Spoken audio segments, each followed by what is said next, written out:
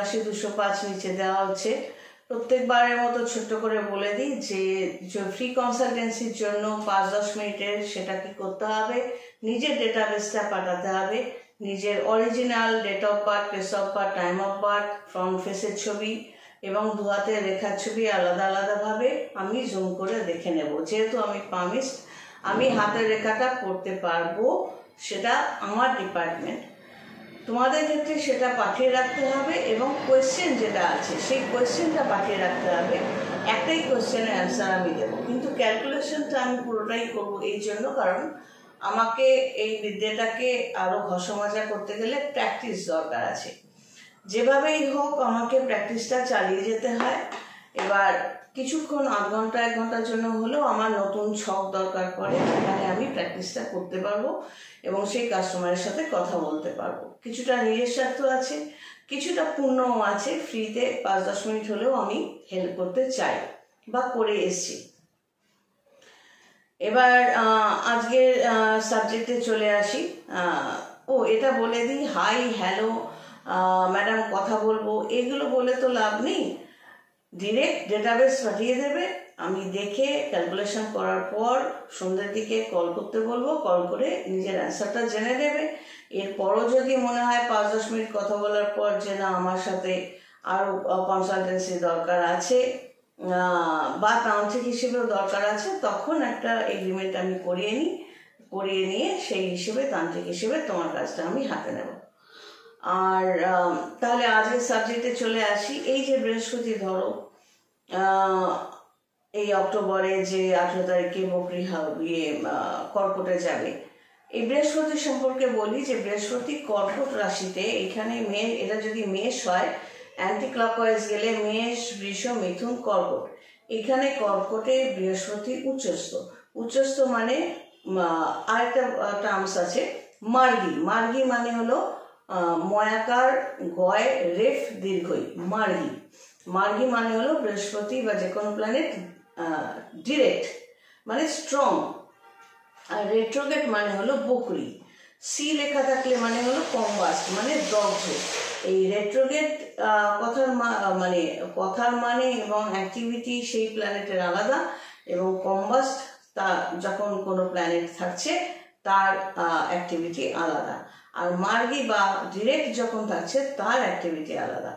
তো কিছুদিনের জন্য বৃহস্পতি যে কর্কটে যাবে, সে যে রেজাল্টটা দেবে সেটা অবশ্যই ভালো রেজাল্ট দেবে যাদের জন্মছকে মানে date of birth, place of birth, time of birth দিয়ে তোমার যে ছকটা কোনো জ্যোতিষী বানাবে, ভালো জ্যোতিষী, যারা অরিজিনাল জ্যোতিষীর কথা বলছি, যারা জ্যোতিষবিদ্যে জানে, সেক্ষেত্রে সেই ছকে যদি বৃহস্পতি স্ট্রং থেকে থাকে তবেই সেই ব্যক্তি কিন্তু বৃহস্পতির ভালো রেজাল্টটা এই লিমিটেড সময়ের জন্য পাবে। এবার কারো ছকে যদি বৃহস্পতি ষষ্ঠ, অষ্টম, দ্বাদশ ঘরে থাকে, মানে অ্যান্টি ক্লকওয়াইজ, তোমার লগ্ন বা রাশি যাই হোক সেখান থেকে anti clockwise 6th house, 8th house বা 12 হাউসে থাকে, মানে মারক ঘরে থাকে, সেক্ষেত্রে দুরকম রেজাল্ট পাবে। বৃহস্পতি এখানে স্ট্রং হলে সে তোমাকে কিছুটা যেমন খুব খারাপ রেজাল্ট দেবে, আবার মাঝে মধ্যে ভালো রেজাল্টও দেবে, কারণ বৃহস্পতি এখানে স্ট্রং। তুমি রেজাল্টটা পাবে কিরকম, তোমার জন্মছকে নেগেটিভ হাউসে আছে বলে তুমি অনেকটাই খারাপ রেজাল্ট পাবে। আর যদি কিছু নিয়মকানুন মেনে বৃহস্পতি গ্রহটা সন্তুষ্ট করার জন্য বা বৃহস্পতির নেগেটিভ অ্যাক্টিভিটিগুলো রিমুভ করার জন্য লাইফ থেকে, যে তুমি যদি কোনো তান্ত্রিকের আন্ডারে থেকে থাকো বা স্পিরিচুয়াল গাইডেন্সে থেকে থাকো, তাহলে কিন্তু তুমি ওই নেগেটিভ রেজাল্ট অতটা পাবে না, ডেফিনেটলি কিছুটা কম পাবে এবং কিছুটা ভালো রেজাল্টও পাবে। কারণ এই যে গ্রহগুলো রেজাল্ট দেয়, এই রেজাল্টগুলো খারাপ কখন দেয়, যখন কোনো মানুষ তার নিজের গ্রহ নক্ষত্রের পজিশন সম্পর্কে জানে না এবং জ্যোতিষীর সাথে কনসাল্টও করে না। তাতে কি হয়, তার তো জানা নেই যে তার কোন কোন অ্যাক্টিভিটি, সে ধরো কথার কথা বলছি, ডাইনি বা মিথ্যে কথা বলে, সে কিন্তু নিজে ভাবছে আমি বলছি আমি খুব চালাক, খুব চালাকি করে ট্রিক্স করে সে কথার উত্তর দেয় বা অসভ্যতা করে, তখন স্বাভাবিকভাবেই আমি ফেস রিডার হিসেবে আমি তার চেহারা দেখেও বুঝতে পারবো 2 নম্বর, কারণ চেহারাতে তো গ্রহের পজিশনগুলো থাকে। আর 2 নম্বর হচ্ছে যে তার গ্রহের পজিশন ছকেও বুঝতে পারবো, তার কথাবার্তার ধরনেও বুঝতে পারবো, কিন্তু সে ভাবছে আমি চালাক, আমাকে কেউ বুঝতে পারছে না।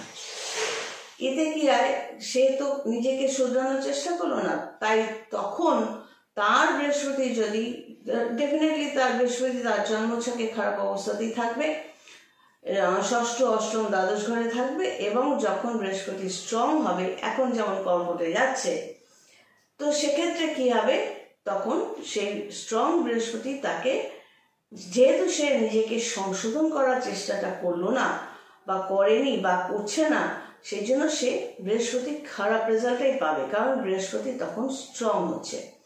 আরেকটা কথা বলে দিই, রাহু যখন মকরে যাবে, কর্কটের ঠিক অপোজিটে মকর এই রিসেন্ট যাবে, তখন কিন্তু রাহু দৃষ্টি সেই বৃহস্পতির ওপর পড়বে, ডিরেক্ট 180 ডিগ্রি স্ট্রেট পড়বে। তখন কিন্তু সেই ব্যক্তির আরো খারাপ দশাই চলবে বা খারাপ হবে। রাহু বৃহস্পতির কানেকশন খুব একটা ভালো ইন্ডিকেট করে না। বৃহস্পতির নেগেটিভিটি অনেক কিছু বোঝায়। একজন মানুষের বৃহস্পতি বা একটা বাচ্চার বৃহস্পতি যখন খারাপ, তখন তার কার্যকলাপ দেখে কিন্তু অনায়াসে আমরা অন্তত বলতে পারি যে বৃহস্পতিটা খারাপ আছে। তাকে জোর জবরদস্তি হোক বা বুঝিয়ে হোক যদি নিয়মে আনা যায় যাতে বৃহস্পতি ভালো রেজাল্ট দেয়, কিন্তু নিয়মটা দিলে, আমি আমার কাস্টমারদের কিছু নিয়ম দিই, প্রথম অনেকে বুঝতে পারে না, পরে বুঝতে পারে। এই নিয়মটা করলে এক একটা গ্রহের জন্য তুমি যখন পাথর কবচ করে বসে থাকছো, ডেফিনেটলি তাতে কিন্তু কোনো ভালো রেজাল্ট ম্যাক্সিমাম লোক পায় না। তারপরও সেগুলো আঙ্গুলে পড়ে থেকে বা কবচ করে থেকে সে ক্যারি করতে থাকে। তারপর যদি কেউ আমার কাছে আসে, সেক্ষেত্রে কিন্তু আমি বলি যে তুমি যদি রেজাল্ট নাই পেয়ে থাকো, তাহলে এটা পড়ে থেকে লাভ কি। অ্যাকচুয়ালি ব্যাপারটা হচ্ছে, পাথর মানে হলো সেই রঙগুলো, সেই গ্রহের, যেমন বৃহস্পতি খারাপ থাকলে হলুদ রং মানে টোপাজ বা পিতপোকরাজ ধারণ তো করলে, কিন্তু যারা স্টোন বিক্রি করছে তারা তো তোমায় বিক্রি করে দিয়ে খালাস, তারা তো তোমায় নিয়ম কানুন এটসেট্রা বোঝাতে যাবে না। আর তুমিও মনে মনে ভাববে যে আমি তো পাথর পরে নিয়েছি, তাহলে তো আমার সব হয়ে গেল। না, তার কিছু নিয়ম থাকে। কোনো রোগ হলে একটা ওষুধ খেলে 24 ঘন্টার মধ্যে যে কোনো সময় খেয়ে ফেললেই হলো না। ডাক্তারের নির্দেশ মতো ওটা খাওয়ার আগে খেতে হবে না পরে খেতে হবে, কিভাবে খেতে হবে, দিনে কটা খেতে হবে, সব নিয়ম থাকে। ওই নিয়মগুলোও মানতে হয়, ওই নিয়মগুলো তন্ত্রের মধ্যেই পড়ে। ওই জন্য প্রথমেই যদি মানসিকতা এরকম থাকে আমি একটা পাথর করব বা কবচ করবো, তাতেই আমার সব কিছু সলভ হয়ে যাবে, তাহলে আমি বলবো আমার ব্যক্তিগত দৃষ্টিভঙ্গি থেকে সেরকম হয় না। আর যদি মনে করো যে না, আমার যে খারাপ প্ল্যানেটের জন্য এই প্রবলেমগুলো আসতে পারে বা আমি ফেস করছি, সে রোগ থেকে শুরু করে, অ্যাক্সিডেন্ট থেকে শুরু করে, বডির প্রবলেম থেকে শুরু করে, তোমার জীবনের ছন্নছাড়া ভাব থেকে শুরু করে, তোমার অসফলতার থেকে শুরু করে, যা কিছু গ্রহের অঙ্গুলি হেলনই হয়, তো সেটা যদি শোধরাতে চাও তোমাকে স্পিরিচুয়াল গাইডেন্সে আসতেই হবে। এবং এটাও সঙ্গে বলে রাখি, জ্যোতিষ, তন্ত্র, হস্তরেখা বিদ্যা, ফেস রিডিং, এগুলো সব স্পিরিচুয়াল সাবজেক্ট বা আধ্যাত্মিক সাবজেক্টের মধ্যেই পড়ে। সবাই ভালো থেকো, God bless and take care.